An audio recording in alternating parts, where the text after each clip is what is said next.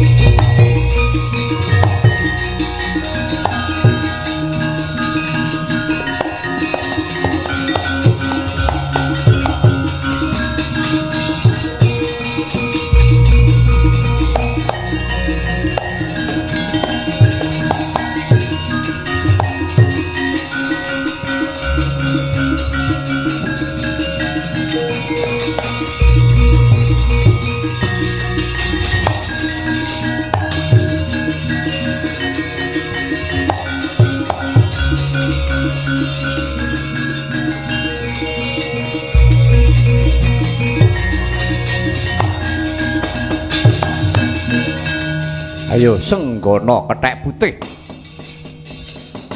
Kowe bakal tak besmi watak obong.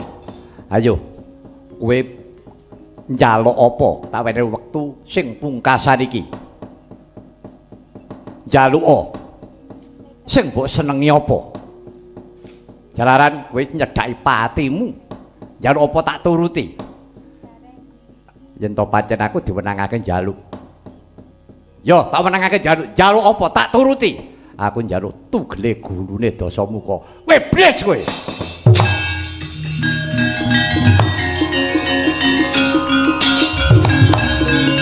Entenono sedhela. Ngenteni patimu cangkemmu elek men. Kowe tak cawisi. Glondong semene gedhening banget aku ngobong diapun entenono sedhela kowe.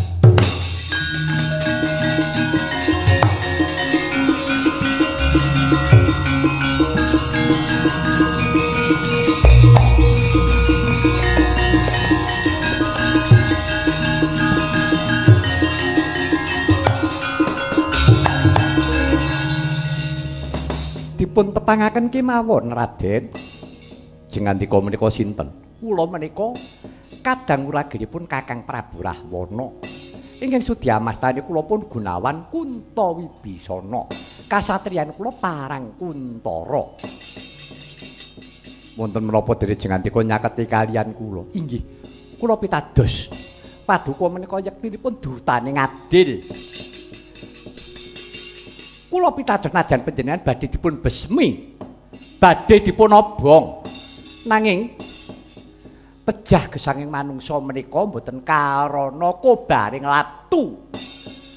Pejah gesanging manungsa menika karana Gusti ingkang ngakarya jagat badhe dipun besmi. Menawi paduka dereng kinodratken wangsul dhumateng kasidan jati kula kinten mboten menapa-menapa. Inggih, lajeng keparingipun badhe menapa? Ngaten Raden. Estanipun kok sampun dangu kayung yun saengga kepi kelawan. Nggih menika sinuwun Sri Rama Wijaya ing pangajap kula badhe kepengin suwita, kula kepengin manunggal kawan Narendra titi sing Sang Hyang Wisnu Bathara. Oh mekaten. Inggih. Inggih. Menawi paduka sampun kondro dhateng Pancawati tulus Araharja sampun supe nggih Raden. Kula aturi ngaturaken Sri Rama menawi kula badhe kempal kula badhe suwita kawan Sri Rama. Nggih. Badhe kula aturaken. Puji kula paduka mugi-mugi kalih saking uruping dahana.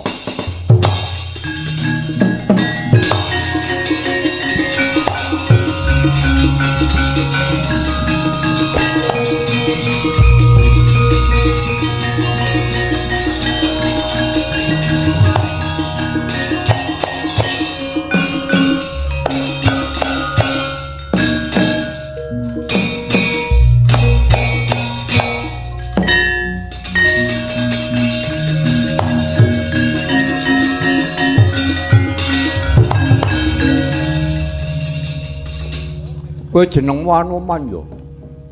Kowe sapa, Kyai? Aku iki lurah Punokawan. Aku iki desaku Parangteja, jenengku Ki Lurah Teja Mantri ya Togok. Nek jenengku aku iki Raden Mas Sarawita ya Sumbilung. Ndak dadi dawak-dawake. Aku iki jane mesake karo kowe Anoman. Kowe iki wong jujur, kowe iki wong bener, wong istoke dawuh. Ewadene kok lelakonmu kaya mengkono ge dibondo kowe iki arep diobong. Ya pancen bener mengkono, Ki Lurah. Kowe tak gawake panganan. Kowe gelem mangan apa?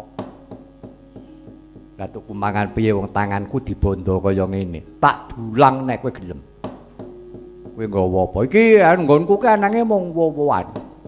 Wi gembili tales kimpul ganyong. Katak, katak barang. Tenan. Tur enak-enakne ya kuwi ming bangsane Kurawotan gelem po. Ya nek pancen kowe welas karo aku. Ya aku yo wis. Tak dulang ya Anoman.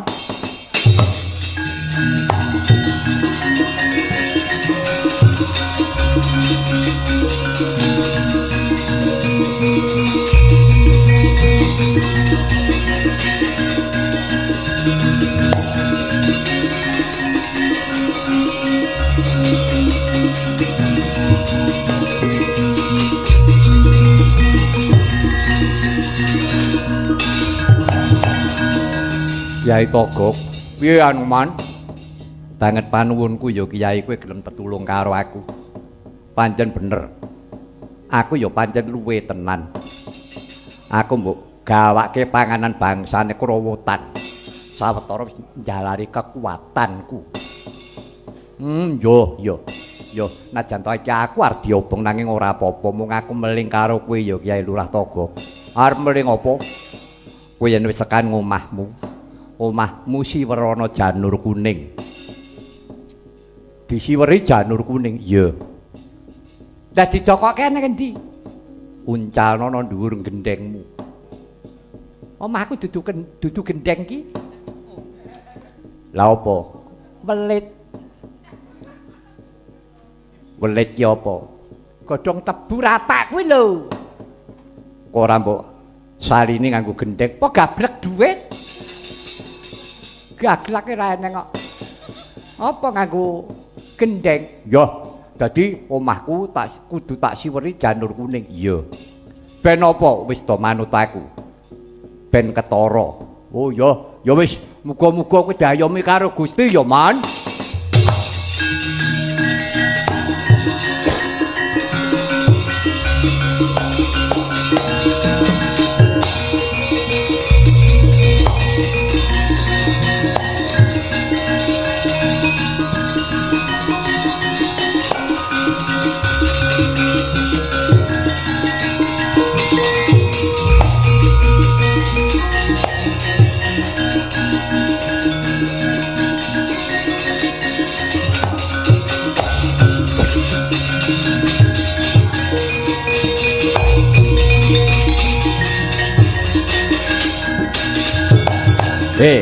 Anoman. Ana parat. Temeka kala mangsane panjenengan digawe becik. Iki kowe nampa paukuman, arep dienggo pengewan-ewan. Kowe bakal tak obong kowe.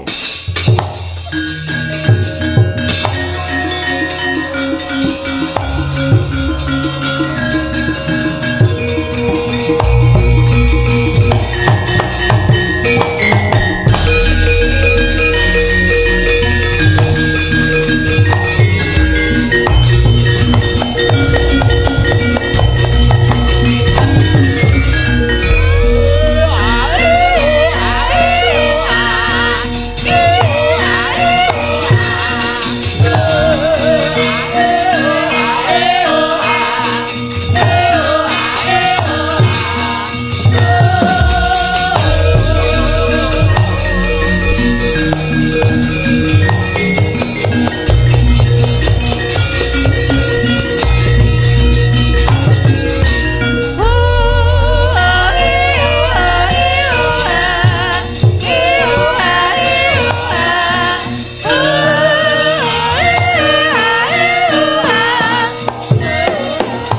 carita wujud dahana murup mangalat-alat Duk samono Senggana Yanoman ora mati saka uruping geni saya dangu sigra Tiwikrama saya ageng wujude Senggana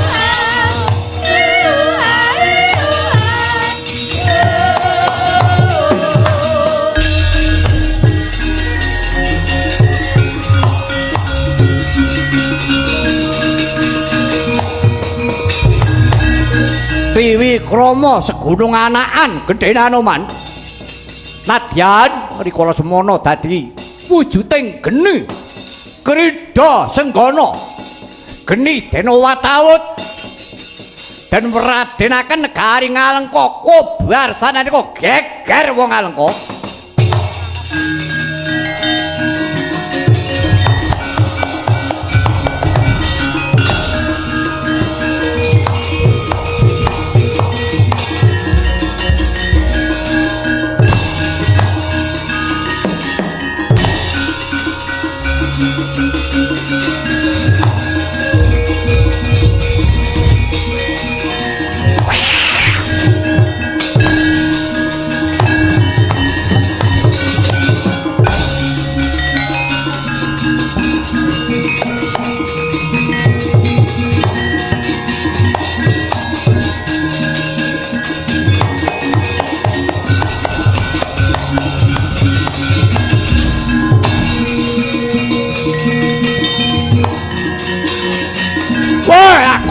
Kobong, Ngalengka kobong.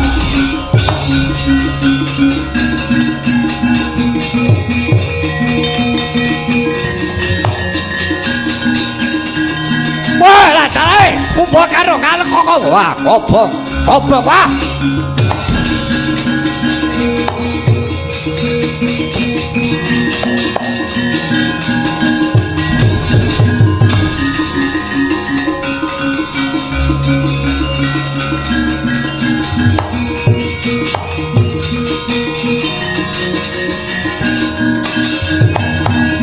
Paman Preso kados punika wah Ngalengka kobar kethek putih Tiwikrama ora mati mangawut-awut geni Ngalengka kobar tek dadi awu waduh piye man apa kelakon aku ora duwe kraton ora duwe omah ngisi-ngisi Dasamuka waduh lajeng kados pundi man niki Ngalengka entek Ngalengka kobar kae kok dadi nang omah cilik nyegir kok malah selamat kau masuk apa kae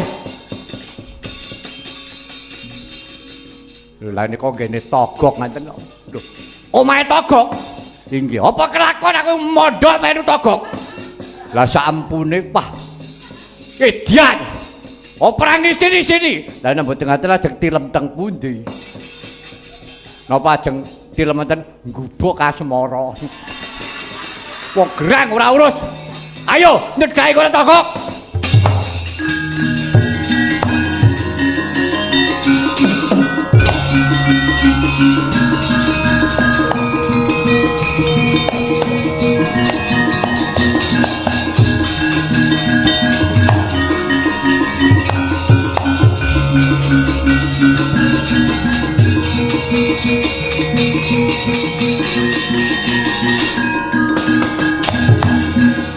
Doranoman pun diracut bromantianing penggalih Ngalengka pun kobar dadi awu diaturake kalengkeng sinuwun Prabu Rama Wijaya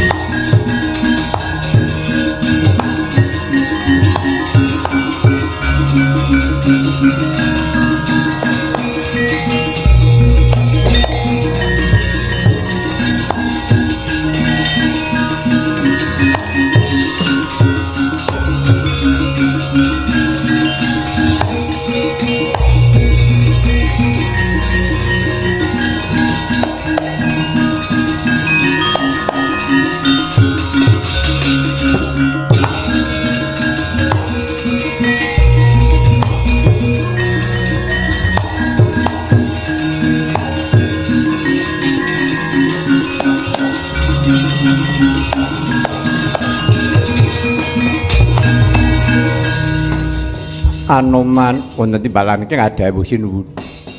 Bombong rasaning tyasing sun. Sawise jeneng sira bali marang Praja Pancawati tinemu Raharja. Niki. Kabare kepriye Senggana? Ya piye Anoman? Iya ngaturaken kauningan sinuwun. Kula sampun saged pinanggih kaliyan Gusti kula Rekyan Warasinta sarta agem paduka sesutya ingkang nami Setya Ludira sampun dipun tampi dening garwa sarta sampun dipun agem taksih pinanggih trep mengkono Anoman inggih lan minangka tandha yektinipun menika agemipun Sang Dewi cunduk utawi kancing gelung ingkang nami Tunda Manik mugi katon ngersa paduka Kanjeng Sinuwun.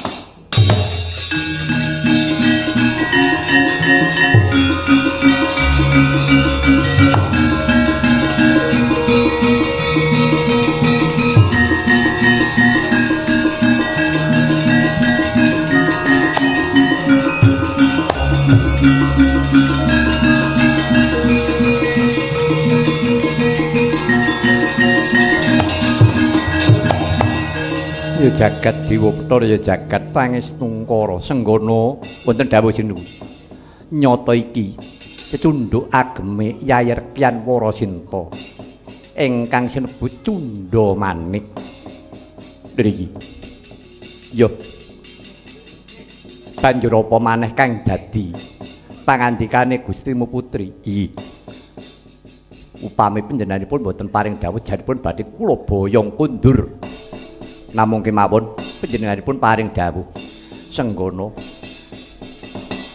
aku gelem mbok boyong sarta aku bisa pinanggiwa kelawan sejatine katresnanku Pangeran Rama Wijaya nanging kudu nganggo srana patine Dasamuka mengkono prasetyane Yayi Sinta inggih sinuwun ya Anoman dak tampa kang dadi aturmu malah dina iki sineksen jagat saisine sira wis bisa nindakake jejibahan minangka dutaning sun kanthi Raharja. Dina iki sira tak paringi sesebutan asma Anoman ya Rama Ndayapati.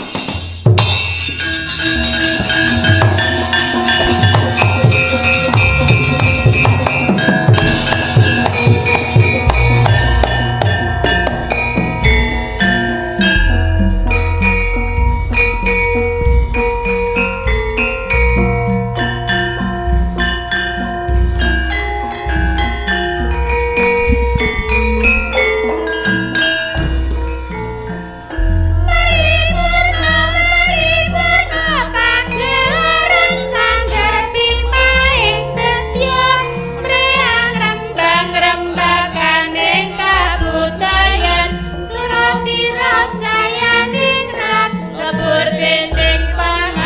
Gusti